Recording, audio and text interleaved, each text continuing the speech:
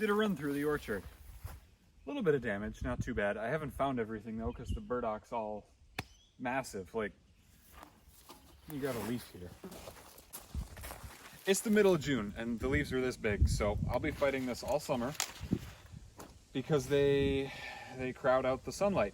So we're gonna have a fun time cutting that back. But got my string trimmer on this time instead of the brush blade. So I'm gonna run through tonight and just cut back a whole bunch of stuff to give the plants that I planted a little better of a chance to survive while Copper and Freckles run around. And it's supposed to be like heat index of 105 tomorrow and Sunday. And right now it's like 82. That's much better. Let's get stuff done.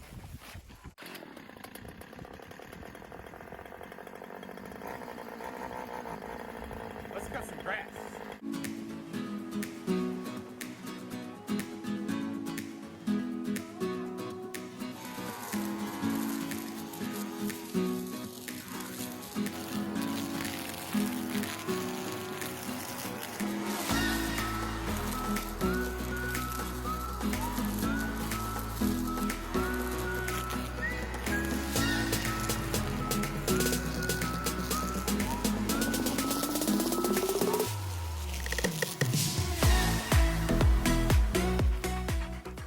Well, that's good enough for now. I found most of the plants and I'm sure I cut off a couple of those elderberries that I couldn't find last time I was here. But it is what it is. I will go through and mark them all again with probably fence posts this time because it's getting kind of tall and I don't want to accidentally cut them off. So we'll do that tomorrow. But I'm gonna go check the rest of the stuff that I planted, like the smoke tree and the lilacs and the tulip trees and the red bud and the locusts, and I don't know, there's tons of stuff I planted, but we'll go see if it come out of dormancy, because if it hasn't, it's not going to, and I'm gonna have to contact customer support. Copper, let's go.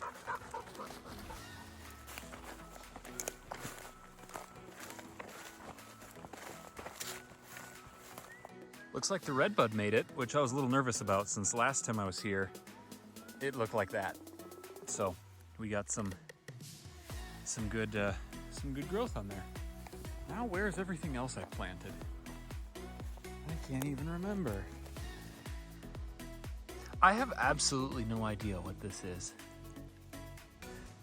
What did I plant? The thing I have these old videos.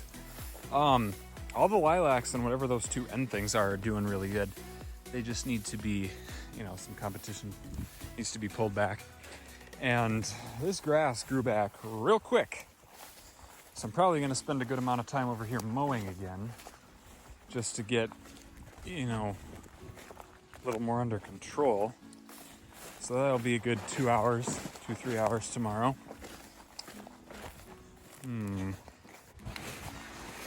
It's crazy how much can change in a few weeks. When I was here in March, bare soil, just because all the burdock shades everything out so much. Because if you look underneath, well, okay, underneath the big burdock is little burdock, but under the little burdock, nothing. So we've got to get this stuff under control. Oh, let's look at this tulip tree here. Yeah, this one didn't make it. It's from Stark Brothers. I actually have had pretty good luck with them, other than this tree. Yeah, she's dead. And the tulip tree from Gurney's, look at this leaf. They're big leaves. Where's the other tulip tree? Hope deer didn't snap it off. It would be right, right here. And of course, something ate off the top, but it is coming through down here. All right, and the last one over here is the purple smoke tree, which, ooh, look at that. That's gonna be a pretty one. Good stuff. I'll have to mark these all so I don't run them over. Oh, I've got a weekend full of work ahead of me. Look at that quality forage. Don't pay attention to the thistles though. That's gonna be some good pasture. So last time I was here, I noticed, I think I mentioned it too, something was digging in all the wood chips. And 2 animals that I can think of that would be doing that. One is an opossum. Don't see a lot of those around here. And 2 is a raccoon. And there's a lot of those around here. So I showed up that night and found 4 of them in the trees. And removed them from the equation. And this time, I think I only found one single pile of mulch that was messed with. So there's still something on the yard digging it around, and we'll come back tonight to check out, but seems like it's much more under control than it was the last time I was here.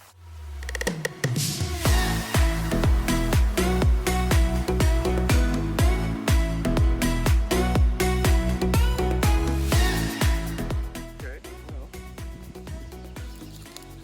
so I was looking around. I couldn't find a couple of the plants that I put in. I'm pretty sure I planted stuff further to the west than this. And I start looking over here, and it turns out there's an elderberry chilling over here, and a giant ash branch fell down on top of it. Luckily, it's completely untouched, but that's part of the reason why so many trees around the orchard are coming down too. It's because it's a liability, especially in Minnesota where you have unbelievable amounts of wind. Like, I live in a city now, lots of trees, and the weatherman will come on and they'll be like 20 miles an hour wind today, and then everyone is like, oh, that's so windy, but they're really experiencing 10. You'll learn. Copper, come here. And then Copper walks right over the elderberry. Oh, I think I'm gonna have as much problem keeping these alive because the dogs run them over as raccoons digging around in them. Stop walking on my fruit!